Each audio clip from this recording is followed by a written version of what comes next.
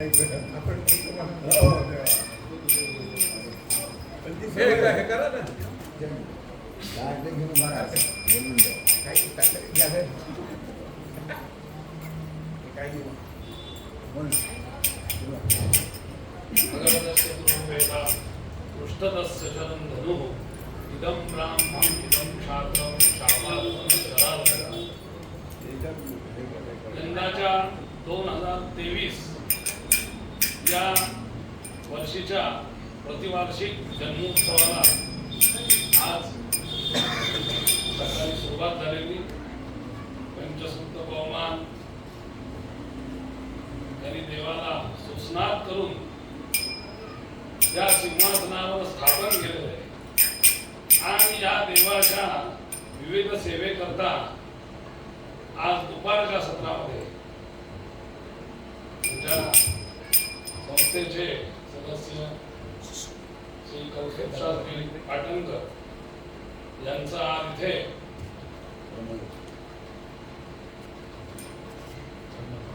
कर्मयोग या विषयावर विवेचन भगवंताला समर्पण होत आहे. या प्रथम पुष्पाच्या निर्विघ्नतेकरता वैदिक मंत्रांनी आपण सुरुवात करू आणि प्रथम पुष्प प्रारंभ करण्याकरता आपण प्रार्थना करू. ओम आतु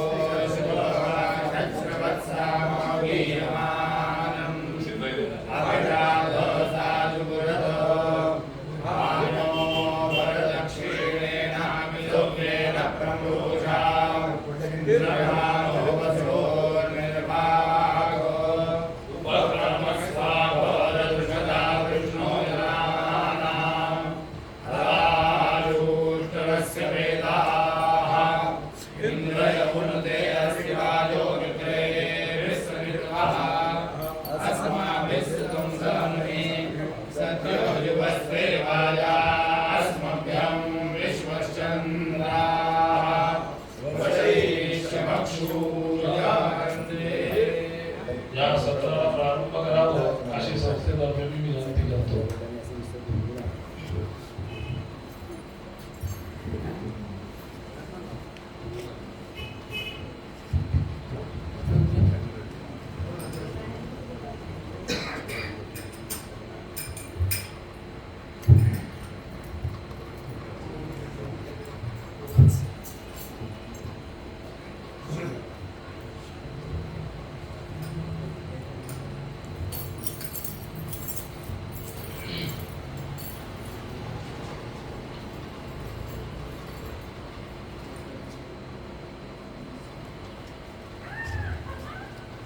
वक्रतुंड महाकाय सूर्यकोटि समप्रभ निर्विघ्नं कुरु मे देव सर्वकार्येषु सर्वदा.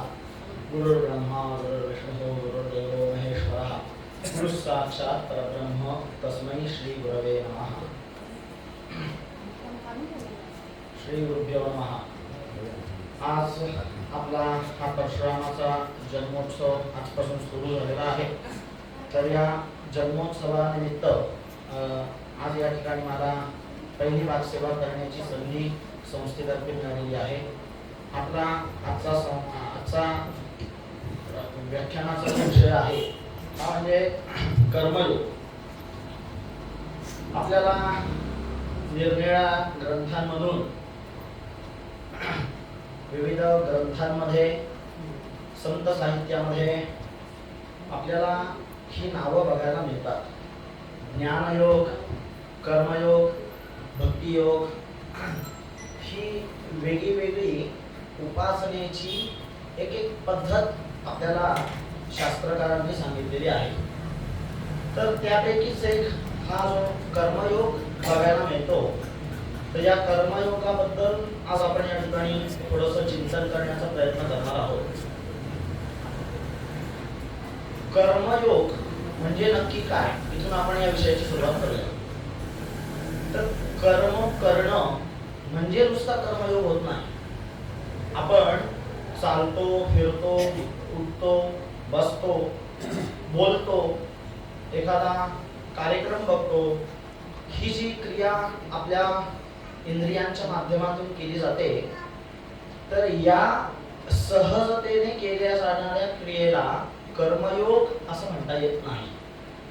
कारण या सहज होणाऱ्या ज्या क्रिया असतात या समस्त प्राणीमात्रांमध्ये सुद्धा बघायला मिळतात.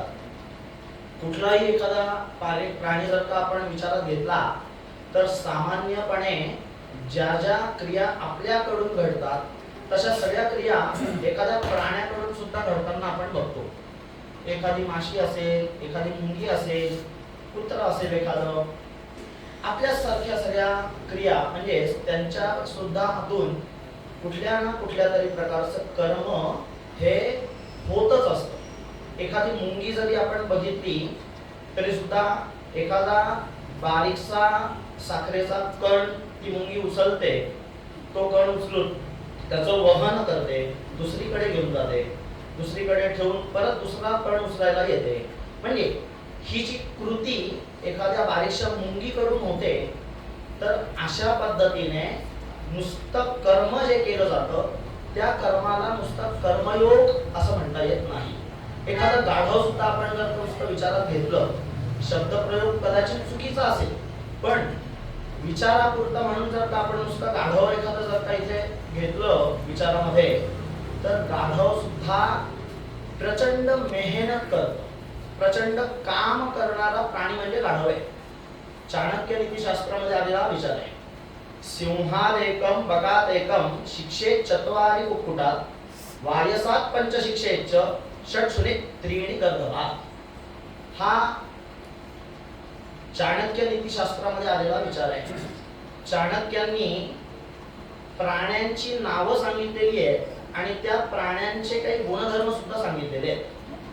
चाणक्यांनी कुठल्या प्राण्याकडून माणसाने कुठला गुण घ्यावा याबद्दल हा श्लोक चाणक्य नीतिशास्त्रामध्ये सांगितलेला आहे. चाणक्य म्हणतात की सिंहाकडून एक गुण घ्यावा, बगड्याकडून एक गुण घ्यावा, कोंबड्याकडून 4 गुण घ्यायला सांगितलेले. वायसात पंचशिक्षेच म्हणजे कावळ्याकडून 5 गुण घ्यायला सांगितलेले, कुत्र्याकडून 6 गुण घ्यायला सांगितलेले आणि गाढवाकडून 3 गुण घ्यायला सांगितलेले. म्हणजे आपल्याला प्राणी मात्रांचं जे काही कर्म बघायला मिळतं, जी काही क्रिया बघायला मिळते, तर त्या केल्या जाणाऱ्या क्रियेला, त्या केल्या जाणाऱ्या कर्माला आपण कर्मयोग असं म्हणू शकत नाही. कर्मयोग म्हणजे काय, तर कुठलंही कर्म करत असताना त्या कर्मामध्ये काहीतरी विचार असावा लागतो, काहीतरी शास्त्रीय भूमिका, एखाद्या शास्त्राची बैठक त्या कर्मामागे असावी लागते, काहीतरी हेतू असावा लागतो, काहीतरी विचार असावा लागतो, काहीतरी हेतू असावा लागतो. काहीतरी विचार, हेतू, एखादा शास्त्राचा आधार कर्म करण्यामागे जर का असेल तर मग त्याला मात्र आपण कर्मयोग असं म्हणू शकतो. आपल्याकडून जी काही सहजतेने कर्म केली जातात ती आपल्याला जन्मापासून मिळालेली असतात. उठणं, बसणं, चालणं, फिरणं, बघणं, श्वास घेणं, ही जी कर्म आपल्याकडून केली जातात, ही कर्मयोगामध्ये त्याची परिव्याप्ती होऊ शकत नाही. कर्मयोगाचा विचार करत असताना मी आता सांगितल्यानुसारच त्याला काहीतरी शास्त्रीय बैठक, काहीतरी हेतू, काहीतरी विचार असावा लागतो. गीतेत सांगितल्यानुसार सहजन कर्म कौंतेय म्हणजे भगवंताने अर्जुनाला सांगितलेलं आहे की कर्म ही आपल्याकडून सहजतेने घडत असतात. कर्म करण्याकरता आपल्याला वेगळे प्रयत्न करावे लागत नाही. किंबहुना आपल्याला जन्मापासून मिळालेले जे अवयव असतात या अवयवांपैकीच कर्म सुद्धा हा एक अवयवच आहे. कर्मेंद्रिय जी आपल्याला प्राप्त झालेली असतात त्या कर्मेंद्रियांना कार्य करण्याकरता म्हणून कर्म हा सुद्धा एक अवयवच आपण मानला तरी सुद्धा काही वावगं होणार नाही. सहजं कर्म कौंतेय असं जेव्हा भगवंताने अर्जुनाला उपदेश दिला तेव्हा हे सहज हा जो शब्द तिथे वापरलेला आहे तर या शब्दाचा सुद्धा अर्थ आपण लक्षात घ्यायला हवा. जन्मना एव उत्पन्नम सहजम. आचार्यांनी शंकराचार्यांनी गीता भाष्यामध्ये या सहज शब्दाची व्याख्या सांगितलेली आहे. आचार्य म्हणतात की जे कर्म सहजतेने घडतं त्याला सहज असा शब्द वापरला जातो. आणि ते सहज कसं घडतं तर आपल्याला जन्मापासून ते सहजतेने प्राप्त झालेलं असतं. म्हणजेच आता एखाद्या मुलाला जन्मापासूनच शिक्षण घेत असताना म्हणजे आपण शिक्षण घेत असताना बऱ्याच वेळेला अशा गोष्टी होतो की एखाद्या मुलाला गणितामध्ये जास्त यश आहे, एखाद्या मुलाला विज्ञानामध्ये यश आहे, एखाद्या मुलाला भाषेमध्ये यश आहे. जन्मापासूनच ते उपजत आपण त्याला असं म्हणतो तर तो सहज हा शब्द या ठिकाणी आचार्यांनी वापरलेला आहे. मग सहजतेने जे कर्म आपल्या हातून घडतं त्या सहजतेने कर्म जे घडत असतं त्या कर्माला आपण सात्विक दृष्टी जर का दिली तर मग आपल्याला केलेल्या कर्माला कर्मयोगामध्ये विचारात घेता येऊ शकतं. कर्म करत असताना त्या कर्मामध्ये काहीतरी हेतू असायला हवा, काहीतरी विचार असायला हवा, आपली निष्ठा त्या कर्मावरती असायला हवी. निष्ठा हा जो शब्द आहे, निष्ठा आपण ज्या अर्थाने हा शब्द वापरतो व्यवहारामध्ये तर त्या अर्थाने हा शब्द इथे अभिप्रेत नसतो. निष्ठा याचा अर्थ आपण व्यवहारात म्हणतो की याची प्रचंड याच्यावरती निष्ठा आहे, याची देवावरती निष्ठा आहे, याची याच्या गुरुवरती निष्ठा आहे. पण निष्ठा म्हणजे आपण व्यवहारामध्ये बोली भाषेमध्ये जो शब्द वापरतो निष्ठा हा निष्ठा शब्द शास्त्रामध्ये मात्र वेगळ्या अर्थाने किंवा जास्त खोल विचार करून निष्ठा हा शब्द वापरला जातो. निष्ठा याचा अर्थ एखाद्या कर्माची पराकाष्ठा, एखाद्या कर्माची पराकाष्ठा म्हणजे निष्ठा. ज्ञान योगाची पराकाष्ठा म्हणजे निष्ठा, कर्मयोगाची पराकाष्ठा म्हणजे निष्ठा, भक्ती योगाची पराकाष्ठा म्हणजे निष्ठा. मग आता आपण जो विचार या ठिकाणी करतो आहोत तर या विचारामध्ये सुद्धा या कर्मयोगामध्ये सुद्धा कर्मयोगाची पराकाष्ठा असायला हवी. म्हणजेच त्या कर्मावरती निष्ठा असायला हवी, शास्त्रीय आधार आपल्या कर्मावरती असायला हवे, त्याचप्रमाणे काहीतरी विचार कर्म करत असताना असायला हवे. व्यवहारामध्ये एखादी स्त्री जेव्हा तांदूळ निवडण्याचं वगैरे असं सामान्य काम करत असते तर आता हा तांदूळ निवडण्याचा जो व्यवहार आहे हा व्यवहार सुद्धा एक लक्षात घेण्यासारखा आहे. हा कर्मयोगच आहे. धार्मिक दृष्टीने नसेल कदाचित पण व्यावहारिक दृष्टीने हा कर्मयोगच आहे. ती स्त्री ते तांदूळ निवडत असताना तांदूळामध्ये येणारे जे खडे असतात ते निवडून ती बाजूला सरकवते आणि तांदूळ मात्र ती एका बाजूला करत असते. हे करण्यामागे काहीतरी हेतू आहे, काहीतरी विचार आहे. नुसतेच तांदूळ इकडचे तिकडे सरकवणं हा प्रकार नाहीये. तर हे करण्यामागे, ही कृती करण्यामागे काहीतरी विचार आहे, काहीतरी हेतू आहे. ते तांदूळ आपण शिजवल्यानंतर एखादा खडा दाताखाली येऊ नये हा एक चांगला विचार आहे त्यामागे. अशा पद्धतीने कर्म करत असताना त्या कर्मामध्ये आपल्याला काहीतरी सात्विक हेतू असायला हवा. आपला काहीतरी त्याच्या मागे कर्म करण्यामागे काहीतरी विचार असायला हवा. बाकी नुसती कर्म जर का आपण विचारात घेतली तरी नुसती कर्म आपल्याकडून तर सहजतेने घडत असतात. कारण समीकरणच असं मांडलेलं आहे, मी सुरुवात केल्याप्रमाणे आपल्याला जन्मापासूनच कर्माची उपयुक्तता आहे.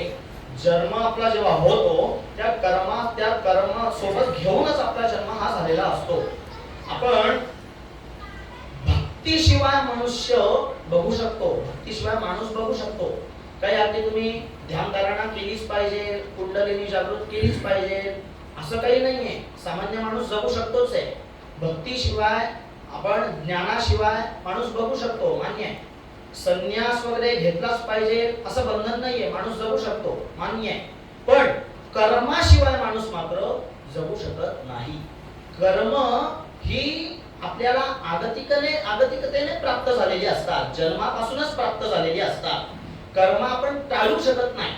म्हणजेच एखादं शालेय शिक्षणानुसार जर का आपण समीकरण मांडण्याचा प्रयत्न या ठिकाणी केला तर कर्म अधिक शरीर हे जर का आपण समीकरण मांडलं तर त्याचं उत्तर येईल जीव. कर्म आणि शरीर आहे आणि कर्म पण आहे. हे जीवाकडे आपण बघू शकतो. कर्म नाही आणि जीवही नाही, निर्गुण निराकार, ठीक आहे, मान्य. ब्रह्म कर्मही नाहीये आणि काही शरीरही नाही, ठीक आहे, निर्गुण निराकार आहे ब्रह्म. कर्म नाही आणि जीवही नाही, ठीक आहे, मान्य आहे. प्रेताला कर्मही नाहीये आणि जीवही नाहीये, म्हणजे शरीर पण त्याचं नष्ट होऊन जातं. त्यामुळे कर्म नाही आणि शरीरही नाही, ठीक आहे, प्रेत आपण मानू शकतो. पण कर्म आहे आणि जीव नाही असं होऊ शकत नाही. कर्म जिथे जिथे आपल्याला बघायला मिळतं त्या ठिकाणी आपल्याला शरीराची, जीवाची ही उपयुक्तता आहेच आहे. फक्त ही कर्म करत असताना मात्र आपल्याकडून सात्विकतेने व्हायला हवी. सात्विकतेने कर्म का करावीत? मुळात कर्म करण्यामागचं प्रयोजन काय असतं? आपण कर्मयोग जो विचारात घेतलेला आहे तर या कर्मयोगाची उपयुक्तता काय? कर्मयोग का बरं सांगितलेला आहे भगवंताने? तर त्याची थोडीशी आपण या ठिकाणी एक विचार त्या संबंधातला या ठिकाणी करणार आहोत. कर्मयोगाचा मुख्य हेतू हा अंतःकरण शुद्धी असं सांगितलेलं आहे. कुठलंही कर्म आपण सात्विकतेने जेव्हा करतो तर त्या सात्विकतेने केलेल्या कर्माला फळ काय सांगितलेलं आहे? तर अंतःकरण शुद्धी. आपण नित्यनैमित्तिक उपासना वगैरे कर्म ही जी करतो, संध्यावंदन वगैरे ही जी सगळी कर्म आपण करतो, तर या कर्मांचं फळ काय सांगितलेलं आहे? तर अंतःकरण शुद्धी. अंतःकरण शुद्धी ही कर्मापासून प्राप्त होते. कर्मयोगापासून अंतःकरण शुद्धी आपल्याला प्राप्त होते. पण अंतःकरण शुद्धीचा विचार मात्र का बरं केलेला आहे? कर्मयोग हा ज्ञानयोगासाठी सांगितलेला आहे. हा विचार पहिल्यांदा लक्षात घ्यायचा आहे. कर्मयोग करून थांबायचं नाहीये. हा एक रस्ता सांगितलेला आहे, एक मार्ग सांगितलेला आहे. आपल्याला ज्ञानाची प्राप्ती करायची आहे, ज्ञानरूप आपल्याला व्हायचं आहे. तर मग हे करण्यासाठी आपल्याला अमुक एक पद्धतीने शास्त्राने जाण्याकरता सांगितलेलं आहे. आणि मग ते कसं जायचंय? तर आपण पहिल्यांदा 10वी-12वीचं शिक्षण घेतलं पाहिजे. म्हणजे मग कर्मयोग पहिल्यांदा केला पाहिजे. कर्मयोगाच्या माध्यमातून अंतःकरण शुद्धीचा विचार शास्त्रकारांनी केलेला आहे. ज्ञानाची प्राप्ती ही अंतःकरण शुद्धी शिवाय होत नाही. आपलं अंतःकरण शुद्ध असावं लागतं. कारण शुद्ध अंतःकरणालाच शुद्ध विचार पडतात असा एक नियम आहे. अशुद्ध अंतःकरणाला शुद्ध विचार कधीही पटत नाही हा एक विचार आहे.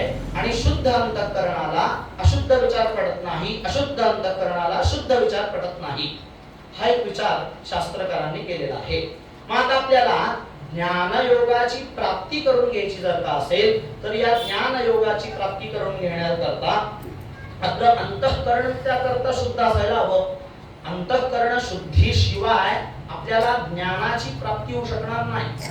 आता या संबंधामध्ये कर्म आपण जी करत असतो तर या कर्माच्या मागे कारण काय आहे असा सुद्धा एक विचार करायला हवा. आपण कर्म करतो, ठीक आहे, काहीतरी विचार आपल्या डोक्यामध्ये येतो, मनामध्ये येतो आणि मग आपण काहीतरी एखादं कर्म करत असतो. तर हे कर्म करत असताना आपल्या हातून ते कर्म कसं घडतं, का घडतं हा सुद्धा एक विचार याच्यामध्ये आपण करायला पाहिजे आहे. योग वासिष्ठामध्ये हा एक विचार फार सुंदर वासिष्ठ मुनींनी सांगितलेला आहे.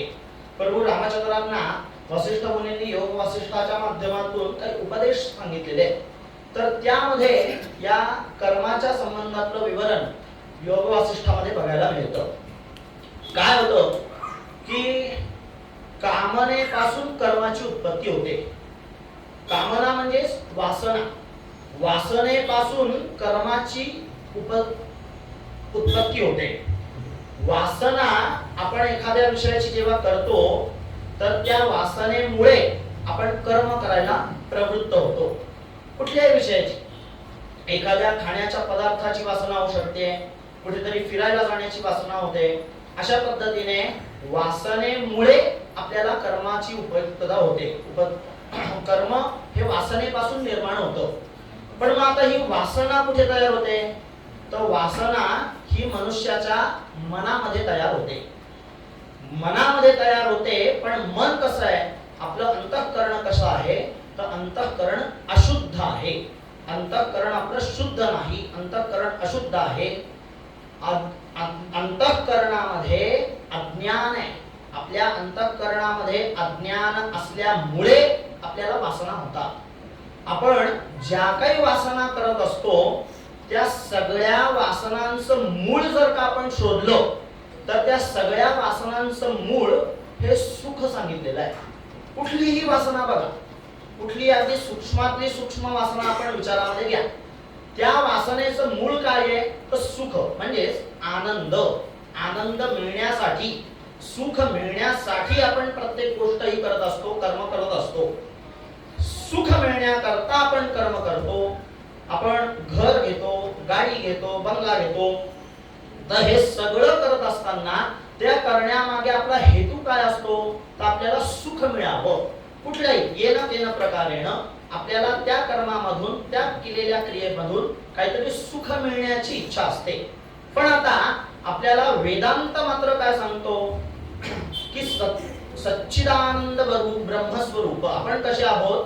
तर सच्चिदानंद स्वरूप, म्हणजे आपलं जे स्वरूप आहे, आपण जे काही आहोत तेच आनंद स्वरूप आपण आहोत.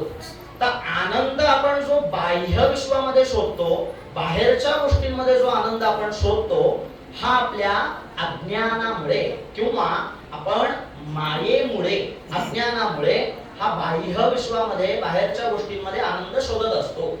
पण आनंद मात्र हेच आपलं स्वरूप आहे. आनंद सच्चिदानंद स्वरूप आपण मानलेलो आहोत. मग आनंद हेच आपलं स्वरूप आहे. पण अज्ञानाचं आवरण त्याच्यावरती असल्यामुळे आपण कर्म करायला प्रवृत्त होतो. त्यामुळे अज्ञान, कामना आणि कर्म या तीनही गोष्टींचा त्याग करायला सांगितलेला आहे. अज्ञान, कामना आणि कर्म या तीनही गोष्टींचा त्याग करायला वसिष्ठ ऋषींनी सांगितलेला आहे. मग अशा पद्धतीने कर्माची उपयुक्तता म्हणजे कर्म कुठून केलं जातं याबद्दलचा आपण विचार आता या ठिकाणी केला की कामनेपासून म्हणजेच वासनेपासून आपण कर्म करायला प्रवृत्त होतो. आपल्याला जर एखाद्या वेळेला तीव्र भूक लागली तर भूक लागल्यानंतर आपली पहिली कृती काय होते? तर आपण काहीतरी खावं. पण आपल्याला भूक लागल्यानंतर आपली वासना होते ना, आपली वासना जी होते की आपण हे खाऊ, ते खाऊ, याबद्दलची ही जी वासना होते, तर त्या वासनेमुळे आपण काहीतरी कर्म करायला प्रवृत्त होतो. पण मग आता वसिष्ठ ऋषींनी त्याच योग वासिष्ठामध्ये सुद्धा हे सांगितलेलं आहे की वासना आपल्याला प्रयत्नाने सात्विक करायला हव्या. सात्विक वासना जर का आपल्या होत गेल्या तर मग त्यापासून आपल्याला कर्मयोग आपल्या हातून घडत जाईल. आणि कर्मयोग एकदा आपल्या हातून घडत गेला की मग आपले अंतःकरण शुद्धी हा विचाराचा भाग त्याच्यामध्ये आपल्याला करता येईल. अंतःकरण शुद्ध जर का सात्विक विचारांपासून झालं की मग आपल्याला पुढे ज्ञान योगाची प्राप्ती सुद्धा करून घेता येऊ शकते. अशा पद्धतीचा विचार योग वासिष्ठामध्ये केल्या बघायला मिळतो. आता आपली बुद्धी जी असते ही बुद्धी, मन, अंतःकरणाच्याच काही या विशिष्ट गोष्टी आहेत. मन, चित्त, बुद्धी आणि अहंकार या अंतःकरणाच्या 4 बाजू सांगितलेल्या आहेत. तर मग आता आपल्याला कर्मयोगाच्या माध्यमातून अंतःकरण शुद्धीचा विचार करत असताना मन, चित्त, बुद्धी आणि अहंकार या 4ही गोष्टी स्थिर करायला हव्यात. त्याच्यामध्ये आपल्याला स्थिरत्व निर्माण करावं लागतं. आपल्याला आपली बुद्धी ही सात्विक करावी लागते, प्रयत्नाने ती करावी लागते. उपजत नाहीये. आपल्याला जन्मापासून तशी बुद्धी मिळेल असं होऊ शकत नाही. आपल्याला प्रयत्नाने आपली बुद्धी ही सात्विक करून घ्यावी लागते. कारण सात्विक बुद्धी एकदा आपली झाली की मग आपले व्यवहार सुद्धा सात्विक व्हायला लागतात. व्यवहार सात्विक व्हायला लागले की मग आपल्या हातून कर्म सुद्धा सात्विक होत जातं आणि मग त्या माध्यमातून आपलं मन, चित्त, बुद्धी आणि अहंकार म्हणजे अंतःकरण शुद्धीचा विचार होऊ शकतो. अंतःकरण शुद्धी करण्यासाठी बुद्धी सात्विक असायला हवी. तर ही बुद्धी सात्विक करण्यासाठी काही एकदा फक्त आपण ध्यान लावून बसलो आणि मग आपल्याला ध्यान लागलं आणि आपली सगळी बुद्धी जी काही मिळाली आहे ती सात्विक झाली असं होत नाही. त्यासाठी आपल्याला वर्षाची मेहनत लागते. त्याकरता अधिष्ठान लागतं. आपल्याला बऱ्याच वेळेला असा अनुभव येतो की आपण दैविक कर्म काही करायला बसलो की तेव्हाच आपल्याला आळस येतो, जांभळी येते, आळस येतो. अशा विविध गोष्टी आपण व्यवहारामध्ये रोजच्या रोज अनुभवतो. पण बुद्धी मात्र सात्विक करण्यासाठी, मन सात्विक करण्यासाठी ते प्रयत्नाने आपल्याला करावं लागतं. पूजेला आपण बसल्यानंतर देवपूजा करत असताना आपली बुद्धी तेवढ्यापुरतं सात्विक होते. पण देवपूजेला बसल्यानंतर देवाची पूजा करत असताना हा तिथे एक विचार येतो. इतर वेळेला आपली बुद्धी सात्विक राहत नाही. असं होऊन चालत नाही. आपली बुद्धी ही सत्वशील असायला हवी. त्या वैष्णव संप्रदायामध्ये एक अशी पद्धत आहे की ते शाळीग्रामाची पूजा करतात.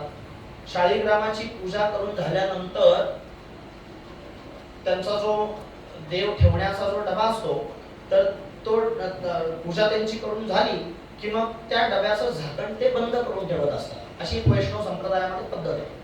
तर मनुष्य सुद्धा पूजा करताना जी सात्विक वृत्ती तिथे तयार झालेली असते ती सुद्धा त्या डब्याच्या झाकणासोबतच डब्यामध्ये बंद करून ठेवतो. इतर वेळेला सात्विक बुद्धी बघायला मिळत नाही. पण आपल्याला कर्मयोगाच्या माध्यमातून आपली बुद्धी ही सात्विक करता येते. आहार शुद्ध सत्वशुद्धी, सत्वशुद्धो ध्रुवा स्मृती, स्मृती लंबे सर्व ग्रंथीनाम विप्रमोक्षाः. उपनिषदामध्ये आलेला विचार आहे. उपनिषदामध्ये सांगितलेलं आहे, उपनिषदामध्ये आपल्या अंतःकरणाच्या शुद्धीचा विचार करत असताना आपला आहाराचा सुद्धा विचार त्यांनी घेतलेला आहे. आहाराचा सुद्धा प्रभाव, आहाराचा सुद्धा परिणाम आपल्या अंतःकरणावरती होत असतो. आहार कसा असावा, आहार सात्विक असावा, हा प्रचंड गंभीर विचार आपल्याला उपनिषदांमध्ये केलेला बघायला मिळतो. आहार जर का शुद्ध असेल तर मनुष्याची बुद्धी ही शुद्ध होते, म्हणजे सात्विक होते. आहार जर का शुद्ध असेल तर बुद्धी सात्विक होते. बुद्धी एकदा जर का आपली सात्विक झाली की मग त्या बुद्धीपासून, सात्विक झालेल्या बुद्धीपासून स्मृती ध्रुव होते. स्मृती ग्रंथे आहार शुद्ध सत्वशुद्धी, सत्वशुद्ध ध्रुवा स्मृती, स्मृती लंबे सर्व ग्रंथीनाम विप्रमोक्षाः. आपली स्मृती ध्रुव होते, म्हणजेच काहीतरी निश्चय करण्याच्या भूमिकेपर्यंत आपली स्मृती, आपली बुद्धी जाते. आणि एकदा आपली स्मृती, आपली बुद्धी काहीतरी निश्चयात्मक कर्मापर्यंत पोहोचली की मग त्या ठिकाणी मोक्षाची प्राप्ती होते. असा विचार उपनिषदांमध्ये केलेला बघायला मिळतो. आणि मगच या अविद्या काम कर्मेति ग्रंथी ही विसृज्यः, हा जो विचार आपण बघितला, हा विचार योग वासिष्ठामध्ये सांगितलेला आहे की अज्ञान, कामना आणि कर्म या सगळ्याच्या ज्या ग्रंथी असतात या ग्रंथी सोडल्या पाहिजेत. या ग्रंथी सोडल्यानंतर आपली सत्व शुद्धी होऊ शकते, अंतःकरणाची शुद्धी होऊ शकते आणि अंतःकरणाच्या शुद्धीपासून आपल्याला ज्ञानयोगाकडे जाण्याकरता संधी मिळू शकते. वेदांत शास्त्राचा अभ्यास करण्यासाठी जो अधिकारी त्यांनी सांगितलेला आहे, वेदांत शास्त्राचा अधिकारी कोण असावा हा जो विचार शास्त्रकारांनी सांगितलेला आहे, तर तो अधिकार प्राप्त करून घेत असताना कर्मयोगाचा स्वीकार करतो. कर्मयोग करत करतच तो अधिकारी वेदांत अध्ययनाचा अधिकारी म्हणून ओळखला जातो. आता वेदांत शास्त्रामधला जो अधिकारी सांगितलेला आहे तर त्याचा विचार कसा सांगितलेला आहे, तर त्यांनी नित्यनैमित्तिक उपासना कर्मांच्या माध्यमातून केलेल्या सगळ्या पातकांचा नाश केलेला असावा. त्याचप्रमाणे इहजन्मनी किंवा जन्मांतरे वा म्हणजेच या जन्मी किंवा मागच्या जन्मामध्ये त्याच्याकडून त्या जीवाकडून काहीतरी वेदाध्ययन झालेलं असायला हवं. वेदाध्ययन आणि षडंग या सगळ्याचं अध्ययन त्या वेदांताच्या अधिकाऱ्याकडून झालेला असायला हवं.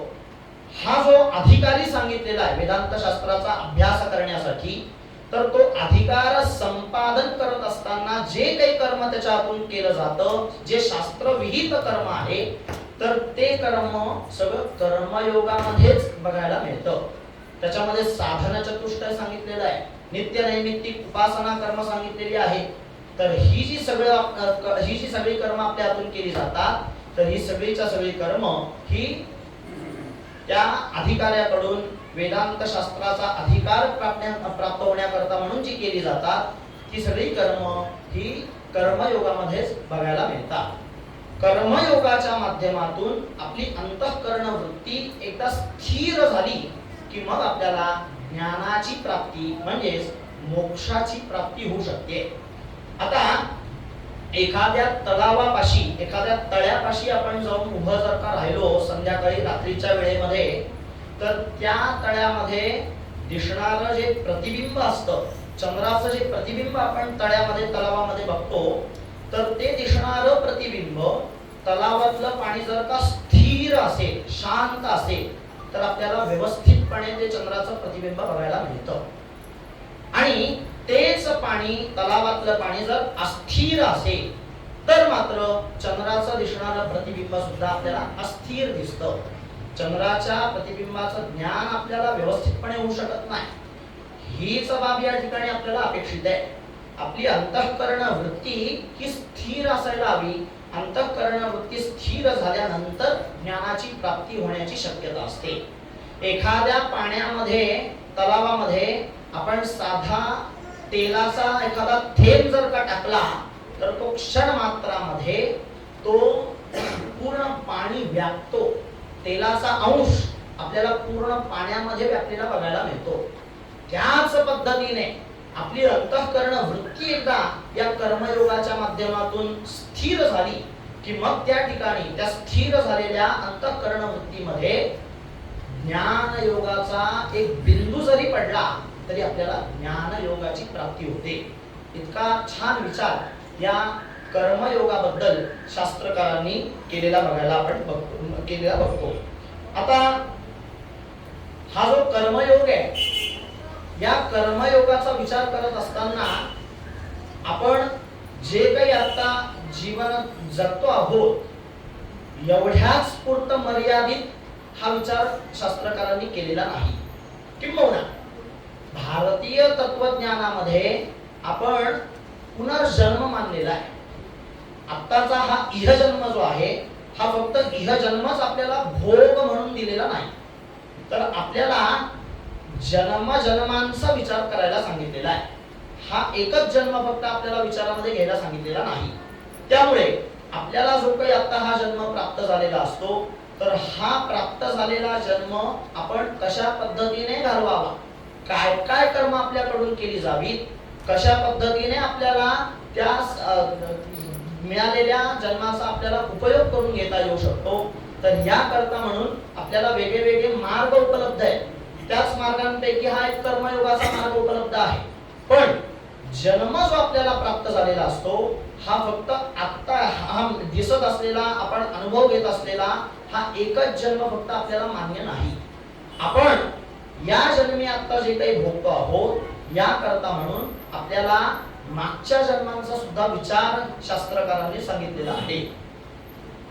फक्त या जन्मामध्ये आपल्याला जे काही मिळालेलं आहे त्याचा आपण फक्त भोग घ्यावा आणि जे काही असेल ते आत्ताच त्याचा आजच्या बोली भाषेमध्ये जर का बोलायचं झालं तर जे काही आता मिळालेलं आहे त्याचीच फक्त आपण मजा करून घ्यावी आणि उद्याचं कोणी पाहिलं असा विचार आपल्या शास्त्रकारांनी केलेला नाही. हा विचार जे आता आहे ते भोगून घ्या, नंतर बघू, हा जो विचार आहे हा चार्वाकाचा आहे. चार्वाक म्हणतो ऋणं कृत्वा घृतं पिबेत. चार्वाक म्हणतो की तुम्ही कर्ज काढा पण तूप खा, असा विचार शास्त्रकारांनी चार्वाकाने केलेला आहे. पण आपल्या बाकी शास्त्रकारांनी मात्र या पद्धतीच्या विकाराचा स्वीकार केलेला नाही. आपले शास्त्रकार जन्म आणि जन्मांतरीचा विचार करतात. त्याकरता म्हणून ईश्वराने, भगवंताने एक कर्माचा कायदा बनवलेला आहे. तो कर्माचा कायदा इतका छान पद्धतीने भगवंताने बनवलेला आहे की आपल्याला तशा पद्धतीने कुठलाही कायदा काम करताना बघायला मिळू शकत नाही. या कर्माच्या कायद्यामध्ये भगवंत निर्मित, ईश्वर निर्मित हा जो कर्म कायदा आहे, यामध्ये कुठल्याही प्रकारचा भ्रष्टाचार चालत नाही. कुठल्याही प्रकारची लाचलुचपत, टेबला खारून वगैरे हे कुठल्याही प्रकारचे व्यवहार या भगवंताच्या, ईश्वराच्या कर्म कायद्यामध्ये चालत नाही. त्या कर्म कायद्यामध्ये तुम्हाला प्राप्त झालेलं जे काही कर्म असेल, तुमच्या प्रारब्धानुसार प्राप्त झालेलं जे काही कर्म असेल, हे तुम्हाला भोगावंच लागतं. तुम्ही जर का पुण्य केलेलं असेल तर ते पुण्य सुद्धा भोगावंच लागतं. तुम्ही जर का काही पाप केलेलं असेल तर हे पाप सुद्धा भोगावंच लागतं.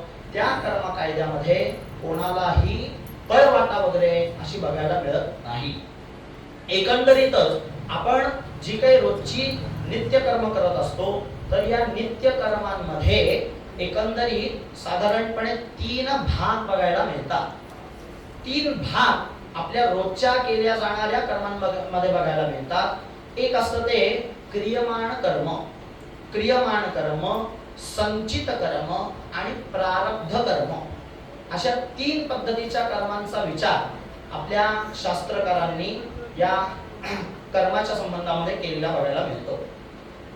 यामध्ये जे क्रियमाण कर्म आहे, तर या क्रियमाण कर्माचा विचार करत असताना आपण सकाळी उठल्यापासून ते रात्री झोपेपर्यंत जी काही कर्म करत असतो, कुठल्याही प्रकारचं कर्म, जी काही कर्म आपल्याकडून केली जातात, त्या सगळ्यांना क्रियमाण कर्म असं म्हटलं जातं.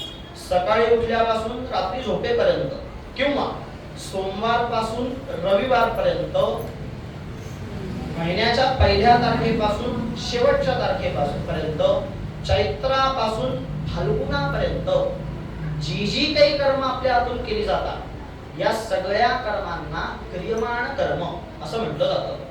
तर या क्रियमाण कर्माचा विचार करत असताना तो असा सांगितलेला आहे की आपण जे काही कर्म करतो ते कर्म केल्यानंतर त्या कर्माचं फळ देऊन तो कर्म, ते क्रियमाण कर्म संपतं.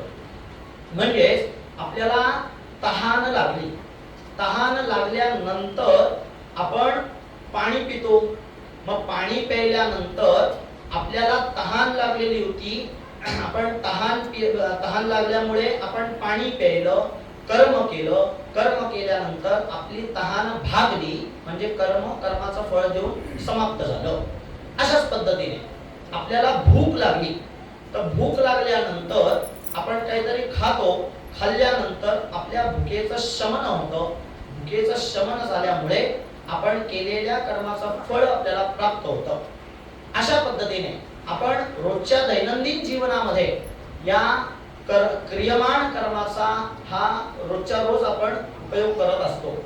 पण मग आता यामध्ये काही क्रियमाण कर्म जे असतात ही फळ देतात, तात्काळ फळ देतात, आणि काही क्रियमाण कर्म जे असतात ही मात्र फळ न देता संचितामध्ये तशीच राहतात. त्याला संचित कर्म असं म्हटलं जातं. संचित कर्म म्हणजे काय? ती क्रियमाण कर्मांचं फळ मिळालेलं नाही, फळ न मिळता ती कर्म तशीच कुठेतरी ठेवली गेलेली आहे, कुठेतरी ती सेव्ह झालेली आहे, तर त्याला म्हणायचं संचित कर्म. अशी विविध कर्म या संचित कर्मामध्ये जमा होत असतात. आत्ताच शालेय मुलांच्या आत्ताच परीक्षा झालेल्या आहेत. आता परीक्षा झाल्यानंतर मुलांनी जे पेपर आता दिलेले आहेत, म्हणजे त्यांनी परीक्षेतले पेपर लिहिण्याचं जे कर्म केलेलं आहे, तर त्याचं फळ म्हणजे परीक्षेच्या पेपरचा मिळणारा जो रिझल्ट असतो, हा मिळण्याकरता काहीतरी आपल्याला वेळेमध्ये द्यावा लागतो. तात्काळ लगेचच्या लगेच आपल्याला रिझल्ट मिळत नाही. पेपर आज जर का आपण दिलेला असेल तर येणाऱ्या 15-20 दिवसांनंतर त्याचा रिझल्ट आपल्याला मिळतो. अशाच पद्धतीने हे क्रियमाण कर्म फळ न देता जे बाजूला असतं त्या कर्माला संचित कर्म असं म्हटलं जातं. आंब्याचं जे झाड असतं, आंब्याच्या झाडाला एकदा आपण झाड लावल्या लावल्या लगेच आंबा येत नाही, लावल्या लावल्या लगेच त्या झाडाला फळ येत नाही, तर आपल्याला साधारणपणे 4 ते 5 वर्षाचा अवधीमध्ये सोडावा लागतो. 4 ते 5 वर्षाचा अवधी सोडल्यानंतर आपल्याला त्या झाडापासून मिळणारं फळ हे मिळू शकतं. तर अशा पद्धतीने हे जे क्रियमान कर्म असतं, त्या क्रियमान कर्मामधलीच काही कर्म ही अंश रूपाने ही बाजूला राहतात आणि मग ती कर्म मात्र आपल्या संचितामध्ये जमा राहतात. आपल्याला जी संचित कर्म असतात, आता आज समजा एक उदाहरणाखातीर आपण जर का असा विचार केला की आज समजा दिवसभरामध्ये 100 कर्म माझ्याकडून आता काही घडलेली आहे. 100 कर्म मी विविध प्रकारची काही कर्म केली, तर त्या 100 कर्मांपैकी 80 कर्मांचं फळ मला लगेचच्या लगेच मिळत गेलं दिवसभरामध्ये. 20 कर्म मात्र माझी शिल्लक राहील. मग ही 20 कर्म माझ्या संचितामध्ये जमा राहतात. संचितामध्ये ही कर्म एकदा जमा राहिली की मग उद्या दुसरा दिवस येणार आहे, उद्या परत माझ्याकडून काहीतरी कर्म केली जाणार आहेत. मग उद्या परत मी 100 कर्म काहीतरी केली, त्या 100 कर्मांपैकी सुद्धा 80 कर्मांचं फळ त्याच्या वेळेला मला मिळत गेलं. 20 कर्म मात्र माझी शिल्लक राहिली. परवा परत असंच झालं, तेरवा परत असंच झालं. असं करत करत संचितामधली जी कर्म असतात ही साधारणपणे पहिल्या दिवशी 20, दुसऱ्या दिवशी 20, तिसऱ्या दिवशी 20 असं करत करत करत करत ही कर्म सुद्धा आपली वाढायला लागतात. संचितामधली कर्म ही पर्वता एवढी होऊन जातात, आपल्याला त्याचा अनुभव येत नाही. संचितातली कर्म जी असतात ही फळ न देताच आपल्या संचितामध्ये पर्वता एवढी जमा झालेली असतात आणि मग या संचित कर्मामधून जी कर्म फळ मिळण्यासाठी म्हणून तयार झालेली असतात ती कर्म आपण प्रारब्ध रूपामध्ये, प्रारब्ध कर्मामधून त्या कर्मांचा भोग घेतो. संचितात जमा झालेली सगळीच्या सगळी कर्म प्रारब्धात येत नाही. संचितात जमा झालेल्या कर्मांपैकी जोपर्यंत प्रारब्ध कर्म भोगण्याची अवस्था जीवाची निर्माण होत नाही तोपर्यंत ती कर्म संचितामध्ये जमा राहिलेली असतात. आपण एक रोजच्या व्यवहारामध्ये उदाहरण बघत असतो की वृद्ध आई वडिलांचा जर एखादा मुलगा छळ करेल, वृद्ध आई वडिलांचा जर का तो व्यवस्थितपणे सांभाळ करणार नाही तर तसंच्या तसं कर्म त्याला सुद्धा पुढे जाऊन भोगावं लागतं. तो सुद्धा जेव्हा वयस्कर होतो तेव्हा त्याला त्याची मुलं सुद्धा त्याच पद्धतीची वागणूक देतात. तात्काळ त्याला त्याचं फळ मिळत नाही. आता तो त्याच्या आई वडिलांना त्रास देतोय, आई वडिलांचा व्यवस्थितपणे सांभाळ करत नाहीये, वृद्धाश्रमामध्ये ठेवतोय. आता त्याला त्याचा काहीतरी मनामध्ये असलेल्या अज्ञानामुळे त्याला त्या गोष्टीचा आनंदही मिळत असेल, पण तो आनंद टिकत नाही. त्यांनी ती केलेली कर्मातली जी चूक असते ही पुढे जाऊन जेव्हा तो स्वतः वयस्कर होतो तेव्हा त्याला ते कर्म भोगावंच लागतं. प्रारब्ध कर्माच्या माध्यमातून ते कर्म त्याला भोगावंच लागतं. पाकिस्तानने आपल्या भारतावरती उरीचा जो हमला केला होता, तात्काळ आपण त्यांना प्रत्युत्तर दिलं नाही, काहीतरी वेळेमध्ये जाऊ दिला. मोदीजींची त्यामागे काहीतरी चांगली भूमिका असेल, वेळ जाऊ दिला, पण सुप्तपणे पाकिस्तानवरती सुद्धा भारताने हमला हा केलाच आणि तो सव्याज चुकता केला. म्हणजे संचितामधली जी कर्म असतात ही आज नाही पण उद्या ही भोगावीच लागतात, त्यापासून आपली सुटका होऊ शकत नाही. क्रियमाण कर्म, संचित कर्म आणि प्रारब्ध कर्म. प्रारब्ध कर्म म्हणजे काय तर आपल्या संचितामध्ये जमा झालेली जी काही कर्म असतात तर त्या संचितात जमा झालेल्या कर्मांपैकी जी कर्म आता भोगण्याची अवस्था निर्माण झालेली आहे, म्हणजे जी फळं आता पिकलेली आहे, संचितामध्ये जी काही फळं जमा झाली आपली, साधारण 10 किलो आपण फळं ठेवलेली आहेत, त्या 10 किलो पैकी 5 किलो फळं पिकलेली आहेत. मग ती 5 किलो फळं तुम्हाला प्रारब्ध रूपामध्ये मिळत असतात. प्रारब्ध कर्म म्हणजे काय तर आपलं जीवन, आपला हा जीवन प्रवास जो आहे, आपला हा जो जन्म आहे, हा जन्म आपल्याला आपल्या प्रारब्धापासून मिळालेला असतो. आपले आई वडील, आपले भाऊ बहीण, ही जी सगळी नाती आपल्याला प्राप्त होतात, ही आपल्याला आपल्या प्रारब्धापासून मिळत असतात. उगाचच कोणीतरी कुठेतरी जन्म कोणाचा तरी झाला असा चालत नाही. त्याच्या मागे एक सूक्ष्म विचार आहे, काहीतरी विचाराची भूमिका आहे. आपला जो जन्म होतो, ज्या घराण्यात जन्म होतो, ज्या कुटुंबात आपला जन्म होतो, आपल्याला मिळालेले आई वडील, भाऊ बहीण हे सगळे आपल्याला प्रारब्ध कर्मामधून मिळत असतात. आता हे प्रारब्ध कर्म जे असतं हे आपल्याला सुख दुःखांच्या माध्यमातून भोगावं लागतं. एकदा प्रारब्धानुसार आपला जन्म झाला की मग आपल्याला तो जन्म, आपलं प्रारब्ध संपेपर्यंत तो जन्म सोडता येऊ शकत नाही. कितीही शारीरिक अवस्था आपली वाईट झाली, शेवटच्या काळामध्ये शारीरिक व्याधी काही आपल्याला झाल्या, ज्वर झाला, कुठल्याही प्रकारचा अर्धांग वायू वगैरे असा काही आपल्याला आजार झाला, म्हणजे आता मनुष्य जीवनाला कंटाळलेला आहे, कधी एकदा भगवंत आपल्याला सोडवतोय अशी आपली कितीही भावना झाली तरी सुद्धा प्रारब्ध कर्म संपेपर्यंत आपल्याला जीवाचा त्याग करता येत नाही. आणि एकदा मात्र वृद्धावस्थेमध्ये एकदा मात्र आपलं प्रारब्ध कर्म ज्या दिवशी संपेल, ज्या क्षणी आपलं प्रारब्ध कर्म संपेल, त्या दिवशी त्या क्षणाला मात्र तो वृद्ध माणूस हा गंगाजळ सुद्धा घेत नाही.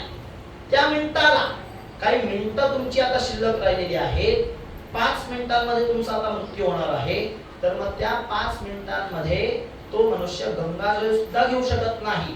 इतकं प्रारब्ध कर्म हे तंतोतंत भगवंताने जोडलेलं असतं. त्याच्यामध्ये आपण कुठल्याही प्रकारचा बदल करू शकत नाही. मग आता काय होतं की हे प्रारब्ध कर्म आपण करत असतानाच मुळात हे प्रारब्ध कर्म आपल्याला आपल्या संचितापासून मिळालेलं असतं. मग संचितापासून मिळालेलं जे प्रारब्ध कर्म असतं हे आपण भोगण्यासाठी म्हणून हा जन्म आपला झालेला असतो. पण हे कर्म, हा भोग, या जीवनामध्ये असलेला जो भोग आहे, हा भोग हा सुखाचा असू शकतो किंवा दुःखाचा असू शकतो, त्याचं विवरण नाहीये. आपल्याला सुखात्मक सुद्धा भोग मिळू शकेल, दुःखात्मक सुद्धा भोग मिळू शकेल, पण हा जो भोग भोगण्याकरता म्हणून आपला हा जो जन्म झालेला असतो, तर हा जन्म जीवन जगत असताना आपल्या हातून नव्याने काही क्रियमान कर्म घडत जातात. कारण आपल्याला त्या विषयाचं अज्ञान आहे. सुरुवात मी ज्या विषयाला धरून केलेली होती की आपल्याला सच्चिदानंद स्वरूप आपण आहोत, हे आपल्याला वेदांत शास्त्र जे सांगतो, तर याचं मात्र आपल्याला अज्ञान आहे.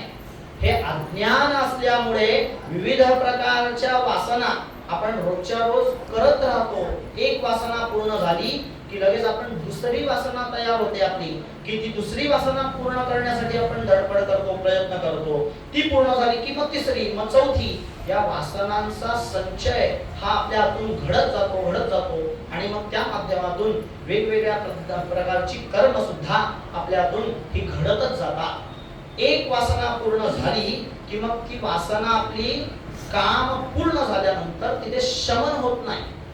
एकदा आपण गाडी घेतली की गाडी घेतल्यानंतर घर घ्यायची इच्छा होते, घर घेतल्यानंतर बंगला बांधायची इच्छा होते. म्हणजे त्या वासनेंना अंत नाहीये. वासना निर्माण होतात आणि मग वासना निर्माण झाल्यानंतर आपण ती वासना पूर्ण करण्यासाठी म्हणून धडपड करत असतो, कर्म करत असतो. आणि मग ही कर्म करता करता आपल्या हातून काहीतरी चांगली कर्म सुद्धा घडतात किंवा कधी कधी काही वाईट कर्म सुद्धा घडत असतात. अग्नी एखादा जर पेटवलेला असेल तर तो अग्नी शांत होण्यासाठी त्या अग्नीमध्ये इंधन घालून उपयोग नसतो. अग्नीमध्ये जर का आपण इंधन घालत राहिलो तर तो अग्नी शांत न होता तो आणखीन प्रभावी होतो, अग्नी आणखीन तो प्रज्वलित होतो. तर त्यामुळे आपल्याला प्रारब्ध कर्मामध्ये जे काही प्रारब्ध मिळालेलं असेल, संचितामधून जे काही प्रारब्ध मिळालेलं असेल, तर हे प्रारब्ध भोगत असताना आपल्या हातून विहित कर्म घडावी. विहित कर्म घडली की मग त्याचा आपल्याला उपयोग काय होईल की ठीक आहे, आपल्याला नाही अगदी ज्ञानाची प्राप्ती करायची नाहीये, अगदी काही आपल्याला मोक्षाला जायचं नाहीये, पण कमीत कमी आपल्यातून सत्कर्म घडत राहिली, चांगली कर्म आपल्यातून जर का घडत राहिली, तर मग काय होणार आहे की आपल्याला पापाचा जो संचय आहे आपला हा हळूहळू वाढायला लागणार आहे. आणि मग पुढचा जो काही जन्म आपल्याला पुढे पुढे मिळत जाणार आहे हा मात्र उत्तम उत्तम योनीमध्ये आपल्याला पुढचा जन्म मिळत राहणार आहे. काही थोडीफार पाप कर्म आपल्या हातून घडली जरी असतील, पण पुण्याचा मात्र अंश जास्त असेल तर कमीत कमी आपल्याला पुढचा जन्म जर का मिळाला कुठला आणि तो जन्म एखाद्या कुत्र्याचा जरी मिळाला आपल्याला, तरी मात्र ते कुत्र एखाद्या उद्योगपतीच्या घराण्यातलं असेल. अशा पद्धतीने कर्म करत असताना काहीतरी सात्विक विचार ठेवून कुठले तरी सात्विक कर्म आपण जर का करत राहिलो तर किमान आपल्या संचित कर्मामध्ये पुण्याचा काहीतरी अंश हा जमा होत राहील आणि मग तद्वारा आपल्याला पुढचे जे काही जन्म मिळतील हे मात्र उत्तम उत्तम योनीचे प्राप्त होतील. हा जो भगवंताचा कर्माचा कायदा आहे याच्यामध्ये कोणालाही पळवाटा नाही. आपण व्यवहारामध्ये बघतो एखादं अतिशय हीन दर्जाचं काम करणारा कोणी माणूस जर का असेल, सगळं निगेटिव्ह सगळं खराब काम करणारा जर एखादा कोणी माणूस असेल, त्याला मात्र चांगल्या चांगल्या गोष्टींचा भोग मिळत राहतो. चांगल्या चांगल्या ज्या काही गोष्टी आपण व्यवहारामध्ये मानतो त्या सगळ्या चांगल्या चांगल्या गोष्टी त्याचं कर्म आत्ताच्या व्यवहारातलं कितीही खराब असलं तरी सुद्धा त्याला मात्र मिळत असणाऱ्या सगळ्या गोष्टी या चांगल्या चांगल्याच मिळत जातात असं आपण व्यवहारामध्ये बघतो. आणि त्याच्या उलट एखादी व्यक्ती कितीही सात्विक असली, कितीही सनातनी एखादी व्यक्ती असली तरी मात्र त्या व्यक्तीच्या वाट्याला हा कायम भोग, दुःखाचा भोग आलेला आपण बघायला मिळतो. सात्विक कर्म करत असताना सुद्धा दुःखाचा भोग आहे आणि एखादा चुकीचं कर्म करत असला तरी सुद्धा मात्र त्याला सुखाचा भोग आहे. ही एक विपरीत अवस्था आपण समाजामध्ये बघतो. पण याच्यातून सुटका मात्र कोणाचीही नाहीये. या सगळ्याचा प्रारब्ध कर्माशीच परत संबंध येतो, संचित कर्मापाशीच परत त्याचा एकदा संबंध येतो. जो कोणी चुकीचं कर्म आत्ताच्या या रोजच्या व्यवहारामध्ये करत असेल आणि त्याला चांगली चांगली फळं जरी मिळत असतील तरी सुद्धा त्याचं प्रारब्ध मात्र चांगलं आहे. आत्ताच्या अवस्थेमध्ये, आत्ताच्या जन्मामध्ये त्याचं प्रारब्ध चांगलं आहे. ते प्रारब्ध पुण्यात्मक असल्यामुळे, चांगलं प्रारब्ध असल्यामुळे त्यांनी आत्ताची क्रियमाण कर्म ही कितीही खराब दर्जाची केली तरी सुद्धा त्याला आत्ता जो काही भोग प्राप्त होतो आहे हा मात्र सुखाचा होतो आहे. आपण पूर्वीच्या काळी आपल्या गावामध्ये बऱ्याच घरांमध्ये बळद असायचं. बळद, त्याच्यामध्ये धान्य साठवायचे. बरोबर, बळद कोठार. ते जे बळद असतं, कोठार जे असतं, पूर्वी अशी पद्धत होती की आता आमच्या जुन्या घरी ते बळद होतं, म्हणजे ते कोठार होतं. म्हणजे लहान असताना आम्ही बघितलेलं आहे, मला ते आठवतंय. आमचा जो जिना होता त्या जिन्याच्या खालच्या बाजूला अशी कोठीसारखं काम, म्हणजे जिना जिथे संपतो तिथून ते सुरू होतं की पूर्ण जिना जेवढा मोठा असेल तेवढी मोठी त्याची आतमधली जागा असते. आणि त्याला मात्र खालच्या बाजूला जिथे ते संपतं खालच्या बाजूला तिथे त्याला कोठी ठेवलेली असते, एक दात ठेवलेला असतं. त्याला गवाक्ष असं म्हणतात. बरोबर. तर त्या ठिकाणी त्याचं प्रयोजन काय असतं की पूर्वीच्या काळामध्ये त्याच्यामध्ये धान्य साठवलं जायचं. गहू, तांदूळ किंवा ज्वारी, बाजरी अशी धान्य त्याच्यामध्ये साठवली जायची. आणि मग जशी आवश्यकता पडेल तसं ते खाली असलेलं जे दार असतं त्याच्यामधून ते दार उघडून ते धान्य आपल्याला वापरण्यासाठी म्हणून काढलं जायचं. अशी एक पद्धत होती पूर्वी. तर आता या ठिकाणी आपला जो हा विषय चालू आहे, तर या विषयामध्ये एक दृष्टांत म्हणून आपण त्या कोठाराचा जर का विचार केला तर मग माझं म्हणणं आपल्याला जरा तात्काळ लवकरात लवकर समजू शकेल. आता धान्य जी असतात या धान्यांमध्ये गहू, ज्वारी, बाजरी या धान्यांचा जर का आपण विचार केला तर त्यातल्या तर गहू हे आपण जरा सात्विक समजू. सात्विक धान्यामध्ये गहू असं आपण समजू. आता एक दृष्टांत म्हणून ज्वारी जी आहे ही रजोगुणी धरू, रजोगुणी ज्वारी, आणि बाजरी जी आहे ती तमोगुणी आपण धरू. एक दृष्टांत बघू. तर आता आपण त्या कोठारामध्ये पहिल्यांदा गहू जर का टाकलेले असतील तर आपण गहू टाकल्यानंतर खालचं दार जेव्हा वळणार आहे तेव्हा आपल्याला त्याच्यामधून गहू मिळणार आहेत. गहू मिळतील आपल्याला, म्हणजे सात्विक आपल्याला कर्म प्राप्त होणार आहे. कालांतराने काही दिवस झाले की मग त्या गव्हाच्या वरती काय होतं की ज्वारी ओतली जाते, गव्हाच्याच वरती ज्वारी ओतली जाते, म्हणजेच पाप कर्म करायला लागतो मनुष्य. पण ते गहू मात्र संपलेले नाहीयेत ना, म्हणजे सात्विक जो काही भाव आहे, सात्विक जे काही फल त्याचं आहे ते अजून संपलेलं नाहीये. त्यामुळे खालून आपण जेव्हा दार उघडतो तेव्हा आपल्याला बाहेर मिळताना गहूच मिळत राहतात. वरतून तुम्ही किती ज्वारी ओतली तरी सुद्धा खालचे गहू अजून संपलेले नाहीयेत, तोपर्यंत ते गहू येतच राहतात. ते गहू संपल्यानंतर ज्वारी येणारच आहे, पण ते गहू संपेपर्यंत मात्र, म्हणजे भोग्य फल संपेपर्यंत उत्तम भोग ही आपल्याला भोगता येतात. पण एकदा ती आपली अवस्था संपली, ती भोग घेण्याची आपली जी काही आपण संचितामध्ये प्रारब्धामध्ये जमा केलेली पुण्यात्मक भोगाची अवस्था होती ती एकदा संपली की मग मात्र आपल्याला दुःखाचा स्वीकार करावा लागतो. आणि त्या उलट आहे, एखादा मनुष्य अतिशय चुकीची कर्म करत असेल तर ही चुकीची कर्म करत असताना त्याला काही दृष्टांत झाला, त्याला एखाद्या सनातन माणसाचा संग लागला, एखाद्या गुरुचा उपदेश त्याला प्राप्त झाला, आणि मग त्या अतिशय खराब माणसाकडून सुद्धा काही सात्विक कर्म जर का व्हायला लागली की मग आपण ती ज्वारी जरी संपली आणि वरून गहू टाकायला लागलो की मग कालांतराने ते गहू आपल्याला, म्हणजे सात्विक फल कालांतराने आपल्याला प्राप्त होतं. अशा पद्धतीने आपल्याला प्रारब्ध कर्म, संचित कर्म आणि क्रियमाण कर्म या तीनही कर्मांचा विचार शास्त्रामध्ये करता येतो. ही जी कर्म असतात ही एकदा कर्म केल्यानंतर कोणालाही त्याच्यामधून सुटका नाही. पुण्य केलं तरी पुण्याचा पण त्याच्यामध्ये भाग धरला जाणार आहे, आणि पाप केलं तरी पाप सुद्धा हे त्या कर्मामध्ये धरलं जाणार आहे. त्याच्यामधून सुटका नाहीये. पुण्य केलेलं असेल तर पुण्याचा लाभ घेता येईल, पाप केलेलं असेल तर पापाचा लाभ मिळणारच आहे. त्याच्यामध्ये असं करता येत नाही की आता जर का आपल्याला पापात्मक काही आपला प्रभाव वाढलेला आहे समजा, तर तो कमी करण्यासाठी आपण सात्विक कर्म वाढवली तर मग पापाची कर्म कमी होतील, असं होत नाही.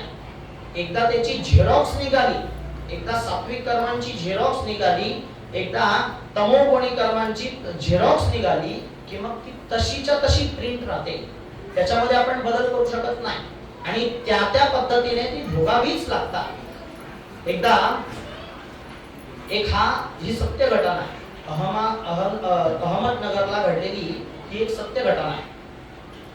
एका कोर्टामध्ये एक केस चालू असते, त्याच्यातला हा एक दृष्टांत आहे, पण ही खरी घडलेली घटना आहे. एकदा काय होतं की एक न्यायाधीश, जज हे सकाळच्या वेळामध्ये फिरण्याकरता म्हणून बाहेर गेलेले असतात. मॉर्निंग वॉक पण त्याला म्हणतो, असे फिरण्याकरता म्हणून ते बाहेर गेलेले असतात. मग ते फिरायला गेलेले असताना त्यांना एक गोष्ट बघायला मिळते की एक मनुष्य हा पुढे धावत असतो आणि त्याच्या मागे एक दुसरा मनुष्य काहीतरी हत्यार, चाकू सुरा वगैरे असं काहीतरी हत्यार घेऊन त्या माणसाच्या मागे मागे धावत असतो, पळत असतो. पुढे पुढे गेल्यानंतर त्या दोघांमध्ये काहीतरी भांडणं होतात आणि मग तो जो हत्यार घेऊन आलेला माणूस असतो तो मात्र त्या पुढे धावणाऱ्या माणसाला मारून टाकतो, त्याचा तो खून करतो. आता हे सगळं ते जज, न्यायाधीश जे असतात हे स्वतः बघत असतात. आता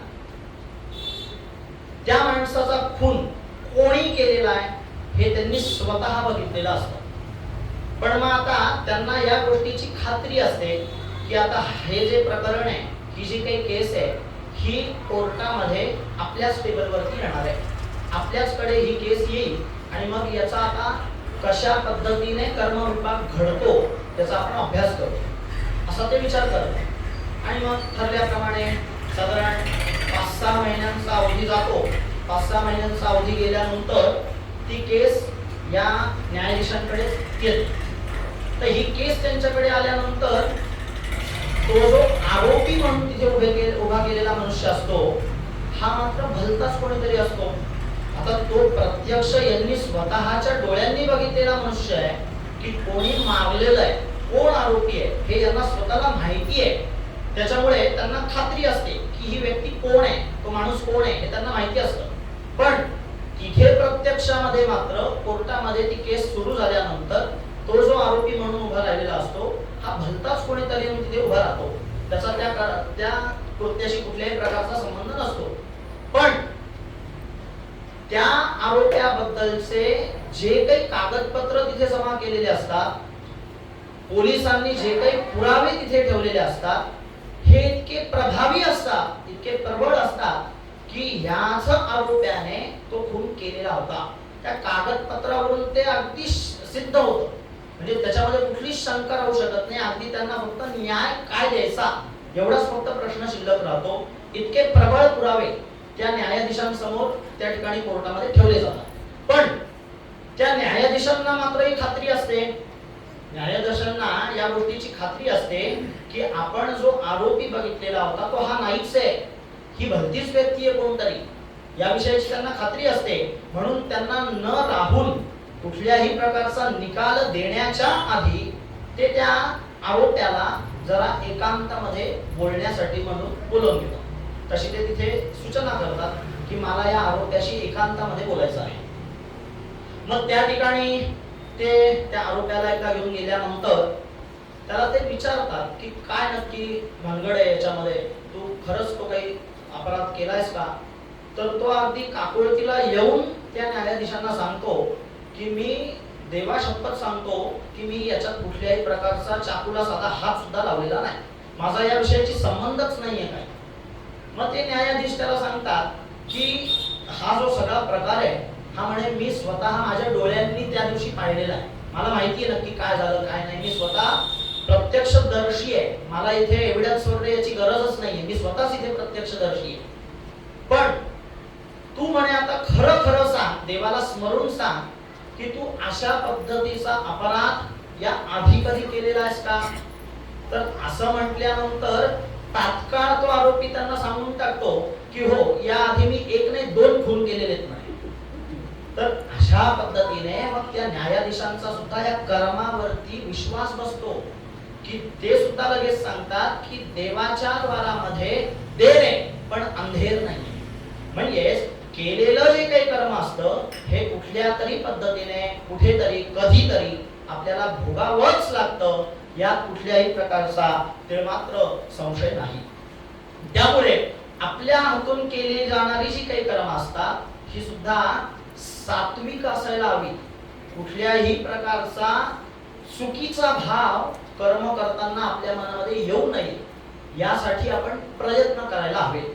आपली बुद्धी जी असते ही बुद्धी सत्वशील करावी लागते, साधना ही करावी लागते, साधना उपजत होत नाही. ध्यान करण्यासाठी प्रयत्न करावे लागतात, आपोआप आपल्याला ध्यान करता येऊ शकत नाही. तसंच बुद्धी, मन, चित्त, अहंकार म्हणजे अंतःकरण वृत्ती ही प्रयत्नाने आपल्याला सत्वशील करावी लागते. एकदा आपली बुद्धिवृत्ती शुद्ध झाली, सत्व झाली की मग आपल्या हातून केलं जाणारं जे काही कर्म असतं ते आपल्याला नुसतं कर्म न म्हणता त्याच कर्माला कर्मयोग असं म्हणता येतं. आपल्याला प्रत्येक रोजच्या नित्य दैनंदिन जीवनामध्ये केलं जाणारं जे काही आपलं कर्म असतं या कर्मामध्ये हा भाव ठेवायला पाहिजे. आपल्या हातून केलं जाणारं जे काही कर्म आहे हे आपण कोणासाठी कधीतरी काही चांगलं करतोय की नाही हा भाव आपल्या हातून नेहमी आपल्या व्यवहारामध्ये असायला हवा. कारण आपली बुद्धी सात्विक प्रयत्न केल्याशिवाय होऊ शकणार नाही. एक दृष्टांत यासाठी म्हणून सांगितलेला आहे की सात्विक दृष्टी ही निर्माण करावी लागते. ती आपोआप मिळत नाही. एका नगरामध्ये एक राजा असतो आणि तो राजा एक तिथे शर्यत लावतो, एक पैंज त्या ठिकाणी त्या नगरामध्ये तो जाहीर करतो की शेळी एखादी घ्यायची, त्या शेळीला दिवसभर पोट भरेपर्यंत चरू द्यायचं. तिचं एकदा पोट भरलं की मग तिला माझ्या दरबारामध्ये घेऊन यायचं. जर तिचं पोट भरलेलं दिसेल, पोट भरल्याची कल्पना जर का मला त्या ठिकाणी आली तर म्हणे त्या माणसाला मी 20,000 रुपये इनाम देईन. असं एक शर्यत, एक पैंज तो राजा त्या नगरामध्ये घोषित करतो. बकरी जी असते, बकरीचं पोट कधीही भरत नाही. तुम्ही कितीही पाला बकरीला दाखवत राहिले दिवसभर तरी ती बकरी तो पाला खातच राहते. तिचा पोट कधीच भरत नाही. तर मग आता राजाने जी काही पैंज लावलेली असते, जी काही शर्यत लावलेली असते, तर त्यामध्ये पहिला माणूस येतो, तो बकरीला घेऊन जातो, दिवसभर पोटभर अगदी मनसोक्त खाऊ देतो आणि संध्याकाळी राजाच्या दरबारामध्ये नेलं की राजा थोडासा पाला दाखवतो, बकरी तात्काळ तो पाला खाऊन टाकते. मग राजा म्हणतो की आता तू या शर्यतीमधून हरलेला आहेस, तुला काही ते 20,000 रुपये इनाम मिळणार नाही. मग त्या ठिकाणी दुसरा माणूस येतो, दुसरा माणूस सुद्धा हाच प्रयत्न करतो, दुसरा माणूस सुद्धा त्या बकरीला घेऊन जातो. अशाच पद्धतीने थोडंफार वनामध्ये वगैरे फिरवतो, काही पाला वगैरे खाऊ देतो. आणखीन त्याच्या भरीला म्हणून जे बकरीचं खाद्य नसेल ते सुद्धा त्या बकरीला आणखीन बळजबरीने खाऊ घालतो. जे गाईचं वगैरे ढेप चुणी वगैरे हे जे खाद्य असतं ते जरा दमदार असतं, ते तो बळजबरीने त्या बकरीला खाऊ घालतो. पण तरी संध्याकाळी मात्र ती बकरी परत राजाच्या दरबारात आल्यानंतर राजा तिला पाला दाखवतो, बकरी लगेचच पाला खाऊन घेते. म्हणजे तो दुसरा माणूस सुद्धा ती शर्यत हारतो. तिथे एक माणूस या पहिल्या 2 शर्यतींचा व्यवस्थितपणे अभ्यास करत असतो. पहिल्याने काय केलं, दुसऱ्याने काय केलं याचा तो अभ्यास करत असतो. मग तिसऱ्यांदा मात्र तो विडा उचलतो की ठीक आहे, आता त्याला ती टेक्निक कळते, त्याला ते कळतं नक्की येते काय घडतंय. मग तिसऱ्यांदा तो प्रयत्न करतो, तर त्याला ते लक्षात आलेलं असतं की हा प्रकार काय आहे. मग तो बकरीला घेऊन जातो. बकरीला घेऊन गेल्यानंतर वनामध्ये थोडंफार त्या बकरीला खाऊ देतो, पाला वगैरे खाऊ देतो. पण काही वेळानंतर 3-4 तास झाले की मग काही वेळानंतर मात्र तो थोडासा पाला हातामध्ये घेऊन बकरी पाल्याच्या जवळ आली खाण्याकरता म्हणून की मग बकरीला तो फटका मारायला लागतो, जोरात एक काठीचा फटका मारतो. अशा पद्धतीने एकदा होतं, दोनदा होतं, तीनदा होतं. बकरी पाल्याच्या जवळ आली की हा फटका मारणार, बकरी जवळ आली की हा फटका मारणार. असं तिला एक ज्ञान व्हायला लागतं बकरीला की आपण पाला खायला गेलो की हा आपल्याला फटका मारतोय. मग ती हळूहळू बकरी घाबरायला लागते. मग ती बकरी त्या पाल्याच्या जवळ जातच नाही. झालं मग याचं ती बकरी सिद्ध केली आहे. मग बकरी सिद्ध केल्यानंतर दरबारामध्ये बकरीला घेऊन येतो. बकरी दरबारामध्ये आल्यानंतर हा फक्त ती जी काठी असते, ज्या काठीने त्या बकरीला फटके मारलेले असतात, ती एका हातामध्ये पकडून ठेवतो आणि एका हातामध्ये पाला धरतो. ती बकरी पाल्याच्या जवळ येतच नाही. मग तो राजा लगेच ते 20,000 रुपये जो इनाम असतो तो या माणसाला घोषित करतो. दृष्टांत संपला. बकरी काय करते, पाला खाते का नाही खाते हे सांगायचंच नाहीये. बकरीला भय निर्माण करण्याकरता फटके मारावे लागतात.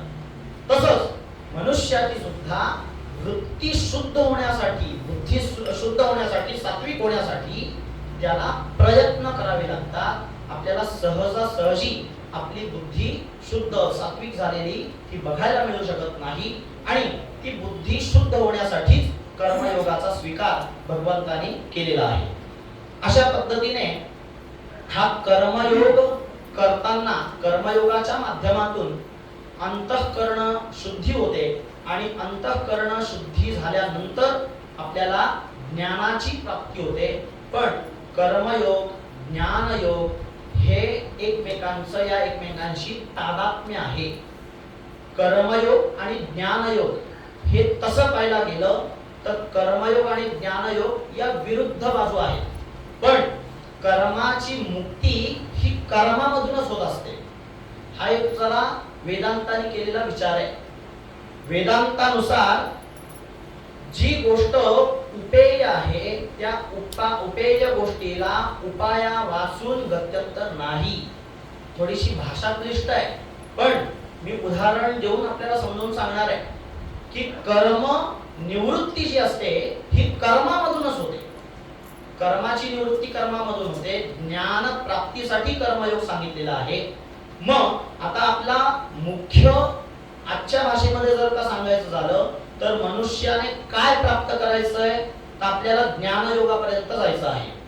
पण ज्ञानयोगापाशी गेलो तर ज्ञानयोग म्हणतो की कर्म करू नका. मग आता कर्म आणि ज्ञान या दोघांचा एकमेकांशी विरोध झाला. ज्ञान म्हणतं कर्म करू नका म्हणजे त्या एकमेकांशी विरोध एकमेकांचा झाला. पण ज्ञान प्राप्ती करता मात्र कर्मयोगाचा स्वीकार भगवंताने सांगितलेला आहे, वेदांत शास्त्राने सांगितलेला आहे. जसं आपलं एखादं ध्येय असेल तर ते ध्येय प्राप्त करण्याकरता म्हणून आपल्याला त्याच्या विरुद्ध ध्येयाचा वापर करावा लागतो. आपल्याला एखाद्या ठिकाणी जर प्रवास करून जायचं असलं तर आपण तो प्रवास करत असताना गाडीचा जर का विचार केला, आपण एसटीचा जर का विचार केला किंवा रेल्वेचा विचार केला तर त्यामध्ये जी जास्तीत जास्त लवकर जाणारी गाडी असेल त्या गाडीनेच प्रवास करतो. आपल्याला पॅसेंजर असेल किंवा सुपरफास्ट रेल्वे जर का असेल तर आपल्याला दोन पर्यायांपैकी आपण त्या सुपरफास्ट रेल्वेचाच वापर करतो. कारण आपल्याला जाण्याची घाई असते, तिथे जाऊन करायचं काही नसतं. गंतव्य स्थान जे काही आपलं असेल त्या ठिकाणी जाऊन करायचं काही नसतं, बसायचंच असतं, शांतच बसायचं असतं. पण जाण्याची घाई मात्र आपल्याला असते, धडपड आपल्याला असते. आपण जे काही कर्म करतो, सुरुवात आपण ज्या विषयापासून केलेली होती की आपण ज्या वासना आपल्या मनामध्ये उत्पन्न होतात त्या वासनांसाठी म्हणून आपण जी काही धडपड करत असतो, ते जे काही कर्म आपण करत असतो तर ते का बरं आहे तर शांती मिळावी, सुख मिळावं. आता हे विपरीत आहे की नाही बघा. शांती मिळावी, आपल्याला शांतता प्राप्त व्हावी हा हेतू आपला असेल कर्म करण्यामागे. पण ती शांतता मिळण्यासाठी मात्र साधन काय वापरलं जातं आपल्याकडून तर धावपळ करणं. असं एक विरुद्ध टोक या वेदांत शास्त्रामध्ये अभ्यासाकरता घेतलं जातं. पण आता आपल्याला ज्ञानयोगाच्या प्राप्ती करताच कर्मयोगाचा वापर शास्त्राने सांगितलेला आहे, तो सुद्धा याच पद्धतीचा आहे. ज्ञानाची प्राप्ती होण्याकरता म्हणजे नैष्कर्म्य, कर्मशून्यता, कर्म आपल्या हातून घडू नये अशी जिथे आपल्याला सांगितलेली एक योग्यता आहे ज्ञानयोगामध्ये, ती प्राप्त होण्याकरता मात्र कर्मच करा असं भगवंत आपल्याला सांगतात. अशा पद्धतीने या कर्मयोगाचा विचार आपल्याला धार्मिक दृष्टीने एक वेदांताच्या दृष्टीने करता येऊ शकतो. अशा पद्धतीने ही वाक्सेवा या ठिकाणी आज मी केलेली आहे आणि आता मी या ठिकाणी माझ्या वाणीला विराम देणार आहे. संस्थेच्या वतीने हा जो काही आजचा प्रवचन रूपी एक सेवा करण्याचा भाग मला संधी उपलब्ध करून दिली तर त्याकरता म्हणून या ठिकाणी संस्थेचे सुद्धा मी आभार मानतो आहे. आणि आपल्याकडून सुद्धा या संपूर्ण कर्मयोगाच्या बद्दल जे काही विवेचन यथामती मी आपल्यासमोर ठेवण्याचा प्रयत्न केला तर आपल्या सगळ्यांकडून सुद्धा सगळी कर्म ही सात्विक व्हावी, जेणेकरून आपला पुण्यांश जास्तीत जास्त उत्तम वर्धन होईल आणि आपल्याला पुढचे येणारे सगळे जन्म हे उत्तमोत्तम प्राप्त होतील ही कामना करून मी भगवंताच्या चरणी ही माझी सेवा अर्पण करतो. परशुराम भगवान की जय. उत्तम. म्हणजे तासभर आपण या कर्मयोगाची अनुभूती, चिंतन, सांगोपांग विचार आपण इथे करत होतो. आणि हा गुण इथे बसलेल्या सर्वांमध्ये भगवंतानी दिला आहे, त्याची असीम कृपा आहे. म्हणूनच इथे एक तासभर सगळे चिंतनाला बसलेले. सामान्य रूपी आहार निद्रा भयमैथुनंच सामान्यमेतत् पशुभिर्नराणां धर्मो हि तेषाम् अधिको विशेषः धर्मेण हीनाः पशुभिः समानाः. हे धर्मरूपी चिंतन, हे कर्म करण्याकरता सुद्धा तासभर विचारांची प्रवृत्ती, साधक बाधक विचार ऐकण्याकरता आपल्याला स्थिर राहण्याचं सुद्धा कर्म हे करावं लागलं. या कर्मयोगाच्या चिंतनाचं हे फलच मी मानतो. भगवान परशुराम आपल्यावर असीम कृपा करावी अशी मी प्रार्थना करतो. डोंगरे महाराजांकडे सुद्धा प्रवचन संपल्यावर साधक जायचे, काहीतरी त्यांनी 2 शब्द आम्हाला विशेष सांगावे अशी त्यांची इच्छा असायची. तर डोंगरे महाराजांचं प्रवचन हे भक्ती मार्ग रूपी कर्मावरच आधारित असायचं. पण सामान्य लोकांना ते सांगताना सुद्धा ते बालकाच्या स्वरूपातून सांगायचे की त्यांनी सांगितलं शतम विहाय भोक्तव्यम, तुम्ही 100 कामं बाजूला टाका आणि भोजन करा. साधक म्हणाले उत्तम, तसंच करू. तर म्हणे सहस्रम स्नानमाचरेत, 1000 कामं टाकून तुम्ही स्नान करा. लक्षम विहाय दातव्यम, 1,00,000 कामं टाकून तुम्ही दान करा. कोटीं त्यक्त्वा हरिं भजेत, हरिभजन रूपी कर्म हे कोटी कामं टाकून हे करा, एवढंच सांगायचं होतं. पण त्याच्याकरता सुद्धा हे 4 त्यांना चरण ही जमवावी लागली. हे तासभर प्रवचन हे आपल्याला कर्मरूपी चिंतन आणि त्याच्यातून आपली बैठक ही आपण समजून घेतलेली आहे. असाच भगवंत परशुराम आपल्याला वेगळे विषय आणि त्याचे चिंतन करण्याची सामर्थ्य प्राप्त करो. कौस्तुभ शास्त्रींनी उत्तम हे विवेचन केलं. त्यामुळे तुमच्या संस्थेचे सदस्य बाळशास्त्री पाटणकर यांना मी प्रार्थना करतो की त्यांनी भगवान परशुरामाचा प्रसाद त्यांना अर्पण करावा.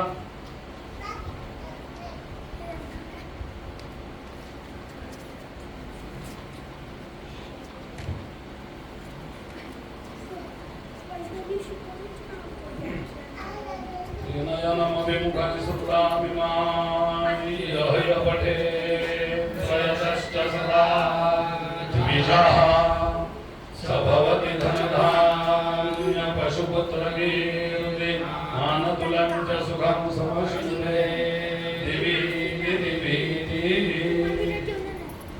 इथे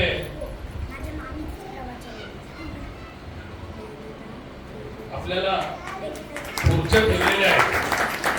कोणाला बसता येत नाही खाली, तर त्यांनी खुर्चीवर सुद्धा बसावं. त्यांचे किशोर काका पाटील प्रत्येक वेळेला काहीतरी असंच कर्मातूनच आपल्याला शिकवण देत असतात. दान करावं, मगाशी मी सांगितलं लक्षम विहाय दातव्यम.